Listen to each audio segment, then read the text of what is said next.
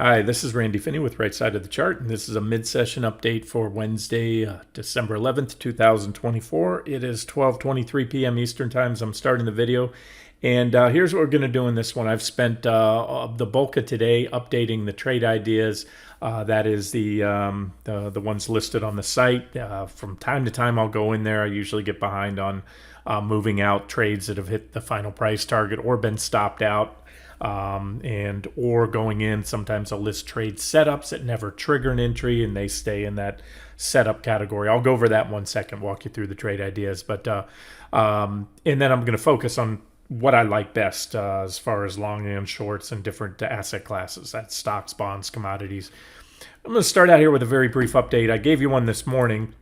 No big surprise. They were pretty good sell signals yesterday as far as the fact we had SPY, QQQ, and NVIDIA breakdown. Now, keep in mind, QQQ only broke down on this 15-minute time frame I've been highlighting. You can see the, oh, no, you can't. Okay, you can see it right here, the time frame I'm on. This is a chart I'm sharing. So we had that well-defined support level. It broke yesterday. But again, as I've said recently, and it bears repeating, fewer times in trade. There's no span that lasts this long. We're talking almost a good month and a half, where historically I've seen more whipsaws, and that is the period pretty much between Thanksgiving and New Year's. It's the holiday season. Trading volumes plummet. And therefore, even though today was a little bit uptick in volume, it doesn't take a lot to move the market. So give me enough money, I can engineer false breakdowns, whipsaws, and again, not to say that this was these breakdowns, whether they're breakouts to the upside or breakdowns like we had yesterday, are always engineered. Sometimes they are, particularly in lower volume securities. It's very hard to do the market as a whole, and but with that being said, so again, whether it's intentional or just the nature of low volume trading, you tend to get more whipsaws. So as far as what to do, I'm going to go over, that's what I wanted to do, is just share my thoughts. So that was the breakdown yesterday. And again, only on the 15-minute chart. We punched through, made a new high, still a marginal new high. I can take this divergence line and just extend it over. So from the 15 and very much, especially on the longer term time frames, nothing's changed technically. When I click out to the 60, remember, this is the big level here, this uptrend line off the March lows. And so all we had, as I zoom out to a 60-minute chart, is you almost have to squint and see the breakdown yesterday. I think I had it right about there, something under those recent lows. Yeah, and that's what we got yesterday. So that's what QQQ looks like, and that's where it seems to be most of the volume coming in today. Now, SPY, interesting. When you look at it from the 60-minute chart, you're close. Again, I said you may want to, it's up to you if you want to give it a, see how we close the end of the day. Wait for a solid daily close back above there. On the daily chart, if I replicate the same trend line, that one pretty much got hit yesterday. Again, I was going off the 60s to try to get in early. We clearly broke that trend line on the 60-minute chart right there yesterday.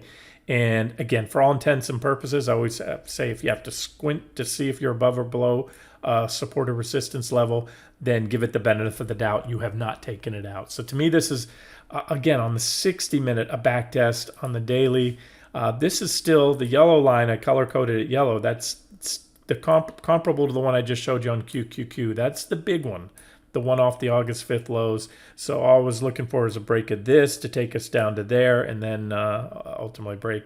So we'll have to see how the day closes. Again, if you're going off the daily, this is how I think the best fit would be right now, especially after this bounce today. So right there. So this is what to watch going forward. Minor trend line there. And again, you can see how we close on the 60-minute today. If we rally into the close, we'll have clearly regained it on the 60-minute chart. If we dump down into the close and park anywhere down below it, it'll be a rejection there. But for the most part, you want to see yesterday's lows get taken out on SPY.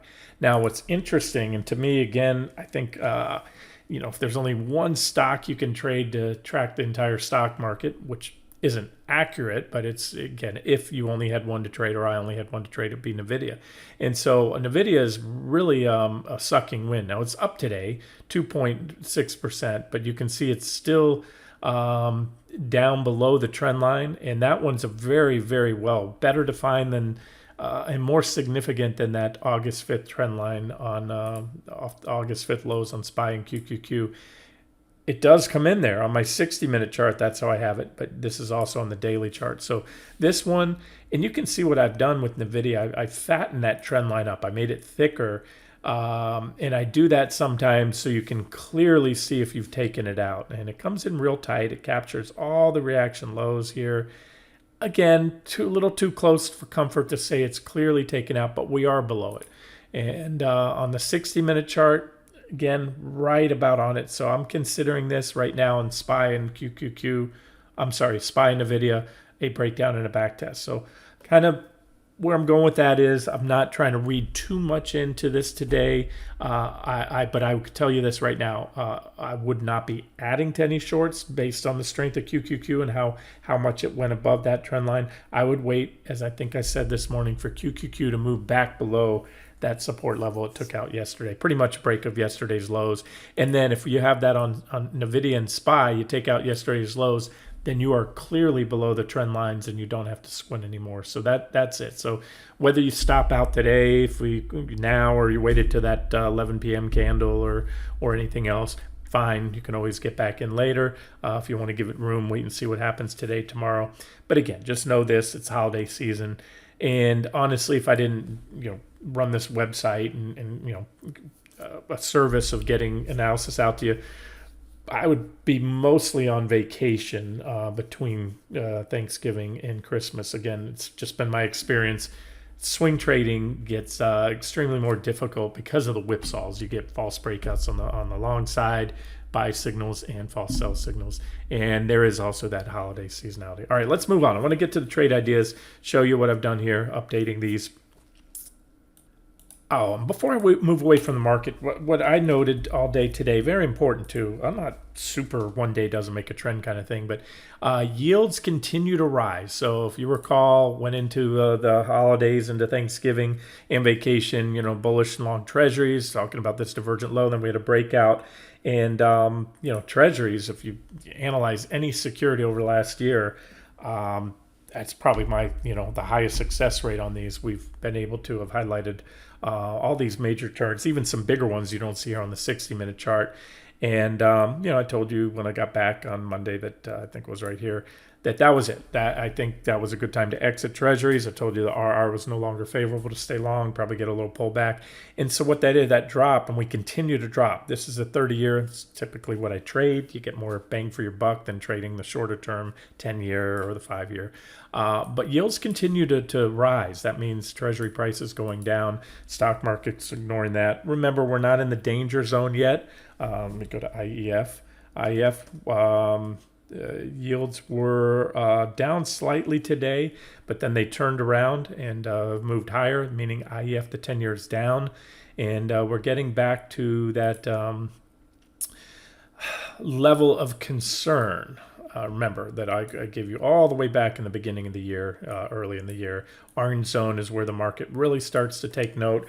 And again, this is saying if the 10-year drops here, yields are going up. And it worked both times there. The market took note, had corrections, and we got into the orange zone.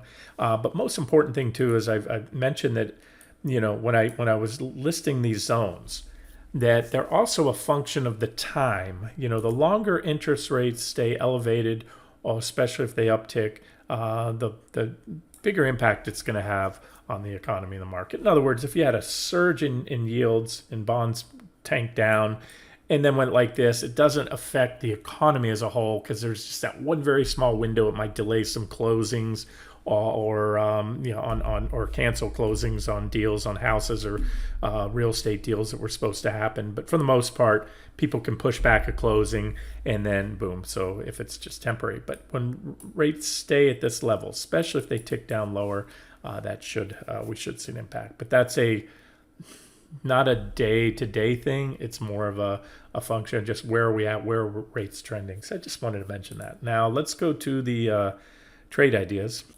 Okay, and this is just kind of a crash course on using the site 101. Up here you have trade ideas, and they're sorted by, when you hover there. Well, I can't do that when I do the annotation tool for the video. So when I hover there, you can see you come down, there's all the categories: swing trade setups, active trade setups.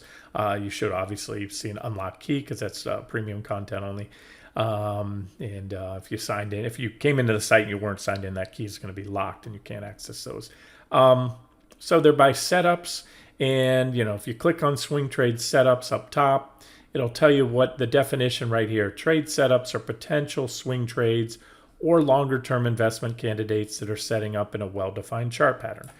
Once and if the pattern triggers, i.e. a breakout or a breakdown, the trade idea will become an active trade until either the price target's hit or the trade is stopped out.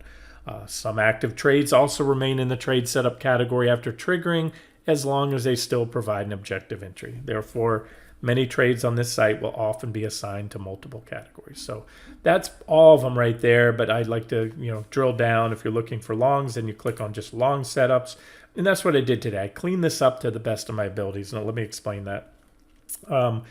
In the longs right here, which we're going to start with, and we'll get to the shorts, you see a lot of symbols. You see things that you don't even trade directly, like an index. I came up with this categorization system years ago when I started the site. It's good, but not perfect. So what happens is when I do a video, let's say I spot a sector that's bullish, still like the agricultural input stocks, for example. They're on here, and we're going to cover those. Then I'll do a video, and the video will contain any symbol that I cover, any chart I cover in that video. So IX1010, I believe that's the ag input sector chart.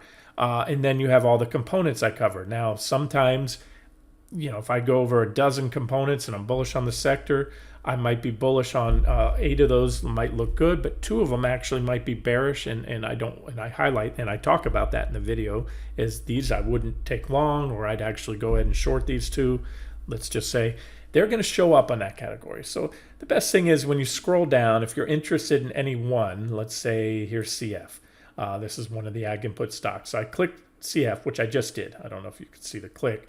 It'll then load them all down here. So anything that I've covered in CF, not over the years. If you go back, 10, 15 years, I've done this site for a long time, you'll see many, many posts on CF. And the way to get to that is you just click this ticker here. But I entered that. I clicked on CF while I was in that category. So it's only going to show the ones, again, I don't always keep this updated, but I have today. And it'll show the recent coverage this time around on CF. And you'll see that a lot of times I covered the sector, so I had other symbols in there. And every once in a blue moon, I might cover something random. Like I started out, what was it? There was an individual stock somebody asked me about yesterday, and that was covered towards the front of one of the videos that I was covering other items with, but I just wanted to highlight that one trade idea. So keep that in mind. Just come down, click on the most recent. They're all by chronological order. A lot of these are videos, and that's why you're seeing several. And again, you're going to see all these tags are going to populate into here. So they're not all necessarily long trade setups, but most are. And there's NDX that should be taken out of there, but it's mostly updated. And when you look at this, so when you break it down, you look at all the symbols. What you're seeing here, a lot of the ag input stocks are still in there. Again, quite a few that I'm bullish on. Some have already hit price targets. You're also seeing commodities, and that's what I wanted to share with you in just one quick fell swoop here. The things I'm most bullish on and remain longer term and also for near term swing opportunities are commodities. And within commodities, there's different subsectors. You have the energy commodities like crude, natural gas, both of which I like right now. You have agricultural input commodities. You have industrial and precious metals. So right now, the ones that I like and have liked for a while, and I'm going to do a little bit more in-depth update on the ag commodities for you in a separate video. But and I might even get to them in this one if there's enough time. The ag commodities, which are corn, wheat, soybeans, those are your grains. And then there's also additional agricultural commodities. I'm going to get to that in 1 second for you. So I still like that as both current swing trade ops as well as longer term trend trade investment opportunities. I mentioned that yesterday when someone asked about 401k monies. I know most 401ks don't give you the option for a commodity mutual fund or options. And so what you want to do, if you are interested and you do agree, that's a place to, have some money going forward a longer term. You need to do it in a regular brokerage account or an IRA account, a brokerage IRA.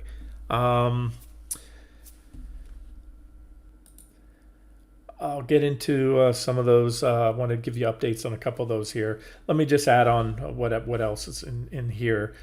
We have a couple individual, quite a few actually on the long side. We have some individual stocks like Dollar General and kind of a sister trade. Somebody asked after I posted that trade setup, DLTR Dollar Tree. Etsy, I got that one out to you when I was on vacation just recently because I had a price alert, still like that. I have one lithium stock, but last update, again, here's a good example. So if you see LAC, okay, I haven't talked about the lithium stocks in a while. My last update was right here. LAC, Lithium America Corp, hit fourth price target. So I highlighted back here, highlighting the breakout, and these were all the targets in the video. And then my last update, we hit this fourth target right there at 507, but I was very clear to state that I believe there would be a pullback, a reaction, because it's the bottom of a huge gap where a reaction is likely first. So I haven't updated since, and I will when I get to the lithium stocks or if somebody asks for an update.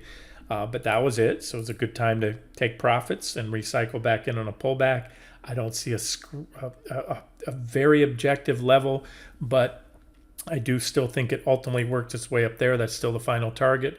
And by closing it out there, you were able to sidestep a 34% give back. It might sound extreme, but this is how these stocks move. That's a 146% run, or since the breakout, pretty good run. So again, updates are available upon request. Sometimes these things fall off my radar.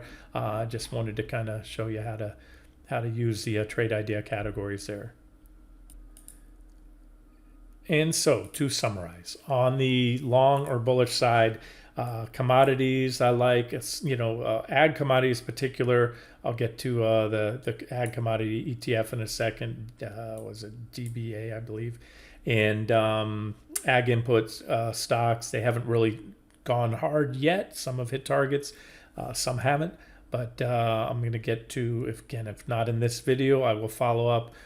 Really like wheat looks like to be setting up for a move. Corn's already started to take off. These two usually move in tandem along with soybeans.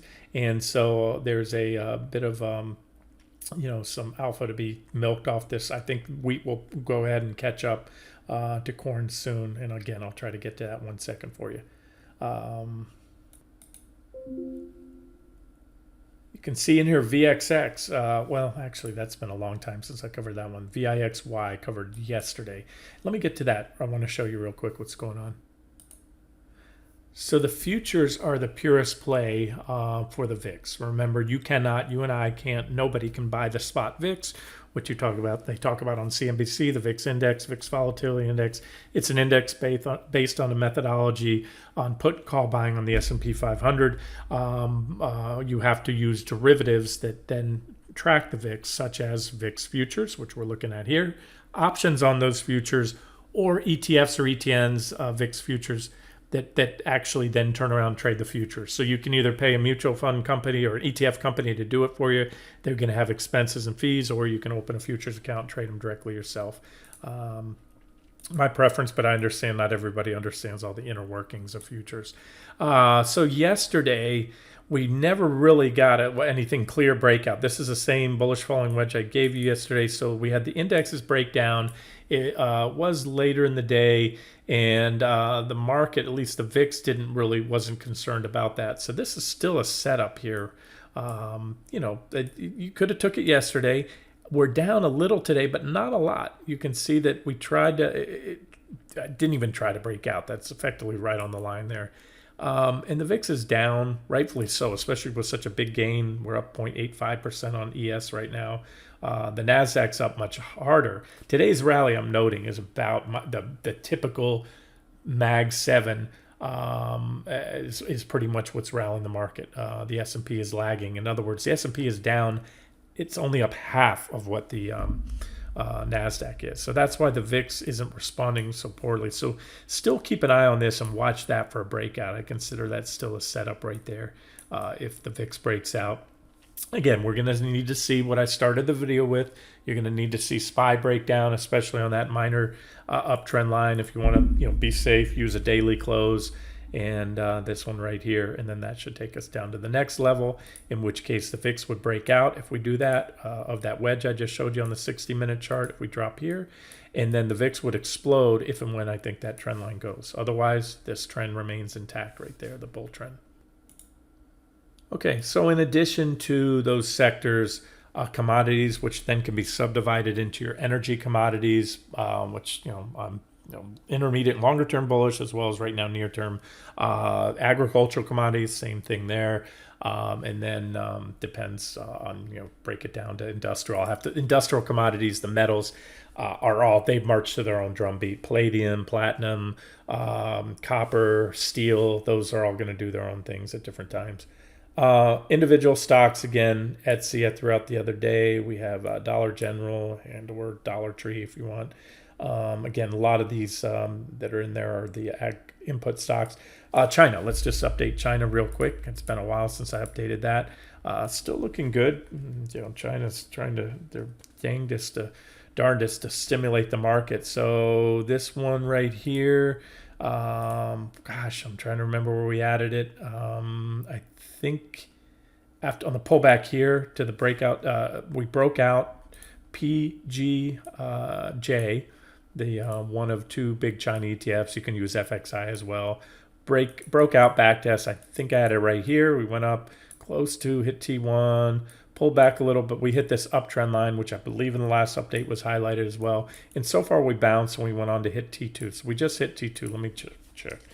Again, I've been behind on a lot of these. I haven't posted, half of these that have hit price targets lately. I haven't updated, nor on some of the trades that have stopped out. But let me just color it up green.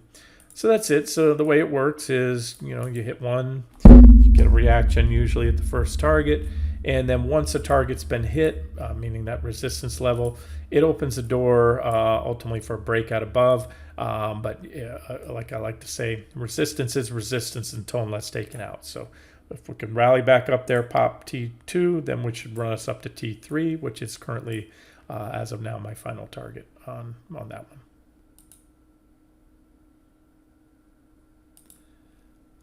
Okay, I hit the pause video and I wasn't sure where I was at, so I'm just going to pick it up here. Anyways, take a look at that. Some of these, again, if you're in question, just click on it and it'll take you down to the related videos. Now let's look at the short setups. And on here, same thing. You have a lot that are, if I cover a sector, it's going to throw all of them in there. And so if you look through here, I have it expanded. There we go. You can see them all now.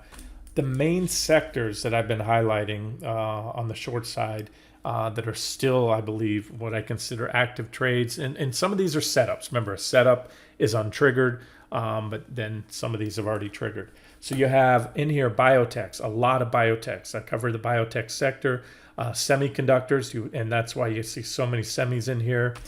Utilities, which I still like on the short side, and then the mortgage lenders and servicers like Rocket and UWM. So that's going to make up the bulk of what you see in here, and those are still my the main sectors that I and EATZ, the restaurant stocks, that's in there too. So somewhere in here is EATZ.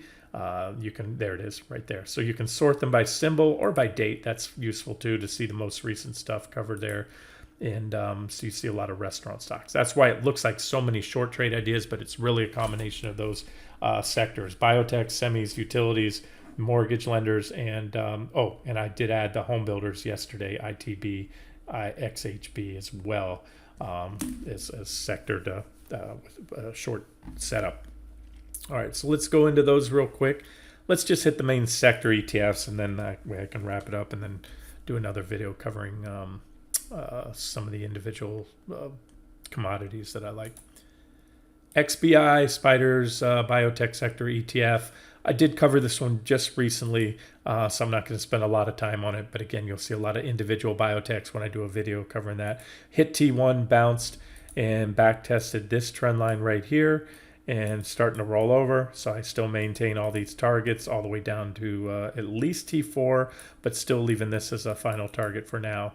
And nothing's changed there. So again, that's consider that an active trade and one of my one of the sectors I like on the short side right now, which is also, at least in the near term, going in a different direction than the stock market, the broad market. All right, semis, no change there. This is SOX, SOXX, semiconductor ETF, the official proxy for if you want to short the sector, the one I like the most. For sector ETFs, we've broken down. We've been back testing. This is the primary uptrend line off the October of 2022 lows. This is a long-term uptrend line. It's not mere coincidence that this uptrend line mirrors the king of that sector, NVIDIA. Okay, so it's the same story, except NVIDIA hasn't yet given it up. If NVIDIA breaks down because of its weighting and importance in that sector, this sector, the semiconductors, I expect to outperform on the downside. That means by shorting it, I expect you will make more than shorting the S&P 500 or even the NASDAQ 100. Goes the other way, then it goes the other way. It just tends to be more volatile. And so what you need to see this one, ideally, a break below that 209.55, where it's been finding support recently. But even more so, NVIDIA breaking down. And again, NVIDIA is currently on that trend line right now. And that's why this could be one little hurrah today. You can see it also below the 200-day moving averages. So that is what the semis look like. And the other sector in there, just covered yesterday, I think it was, the home builders. This is ITB, still below, broke down yesterday. I highlighted that, and I went through individual components, so I won't do that again. The mortgage lenders and servicers, Rocket, we hit this one we shorted, would have been up here because my first target's there. So this one's well into the double digit gain. We're up, close to 40% or from wherever we shorted that. Along the way, when we hit fourth target zone, I told you a bounce was likely. This is how you can micromanage a trade and turn a 40% gain into a 60+% gain. When reactions are likely, if I believe so, I'm going to give you my 2 cents and tell you that's it. And then I'll often try to game the little, what I call counter trend rallies or micro squiggles. And so we did that. And it's one thing to game it. Where are you going to game it to? Well, support, once broken, becomes resistance. So that bounce back into T3 zone and the 200 days. You can turn off all the lines and see it was a perfect. We took out the 200s. So that was on a scale 1 to 10, a 10 for a re-entry right here. And then it went down, and being that we already checked T4 zone, we already hit the bottom of it. Yesterday, we took out the bottom of that zone, and so that opens the door now for a move down to T5. And that is and was and still is my final target all the way back from September 19th. So that would have been, that we shorted it right there, the day of that big bearish engulfing candle. And then the other one along it, I gave you that one in UWMC at the time. T3 has already been hit, same thing. Cover if you want, if bounce is likely, which I believe I stated at the time when I gave that update. Bounce back to T2, former support, then becomes resistance. And now all we need to do is take out the recent lows, and that should open the door to T4. And there were a couple other, if that wasn't enough, I gave a couple others. Coop, which hit T1, and then PFSI, Penny Mac, which hit T1 already. Right here, you have a minor trend line right here I had. Broke down, it's been back testing it, and should reverse soon if those other two drop, and go on down to hit T2 and then T3, this trend line, and then possibly these others. But the two I like the best, that's why I give those to you initially, were RKT and UWMC. And that's XLU utilities as well. XLU, this one I told you, gave you some, there was a minor trend line break there, the primary trend line back test. S1, we bounced off S1, went up, and my last update, I saw all it did is made a new marginal, ever so slightly divergent high. Big divergence, still very much like this. We just need to take out that S1 level right there, which is now the 78-ish level. And when you have support at 78, which I did, and you see a brief spike through there, that establishes a new reaction low. So you really have to take out those lows. and then that should go on to hit that T1 now at this point in time was laid out all the way back here. It's probably going to come in if and when hit with the uptrend line. And then a more powerful sell signal comes when that uptrend line is taken out. So probably bounce off there, and then ultimately go on to break it out and hit these that third target down there. Okay, I'm going to cap it here at the 30-minute mark, and in the next, and it will be via video because there's commodities are just a whole spectrum of energy commodities, ag commodities, and then there's any given time, even in that microsphere of agricultural commodities, there are always some going up and some going down. In other words, feeder cattle have nothing to do with soybeans, or very little. You know, I like to go over those individually for those that like to trade futures or the ETFs that track the individual ones. And then one of my favorites, which I've maintained all along, DBA, which is the broad-based, very diversified commodity ETF. Consider it the S&P 500 of agricultural commodities. And by that, I mean it's super diversified. And for you today, I updated the holdings. Last update was back in early 2019. Every now and then I like to do this because I like to know what's making an ETF tick. And over the years, some of these will change. Just like the NASDAQ 100 and S&P 500 are much different than they looked 10, 15 years ago, even a few years ago, because they're cap-weighted indexes, and then they jettison some companies every now and then, add new companies. But again, I'll go over this in the next video. We're going to cap it here. This has been Randy Finney with